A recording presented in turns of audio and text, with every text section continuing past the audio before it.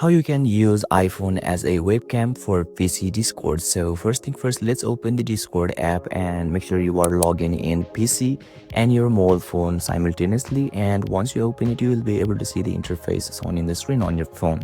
So now what you can do is you can see there is Alice at the left side, which is basically a mic group. So now you can see in voice channel option there is lobby and gaming, so you can choose any of it. So let me choose lobby for now. And once you tap on it, you can see there is join voice option at the green button. So just tap on it and enable your video. Like let me show you an example. So just tap on green button, and once you tap on it, you can as a webcam for PC Discord. And if you still encounter any issue during this process, feel free to leave a comment and I'll be happy to assist you. Thank you for watching, and I'll see you next time.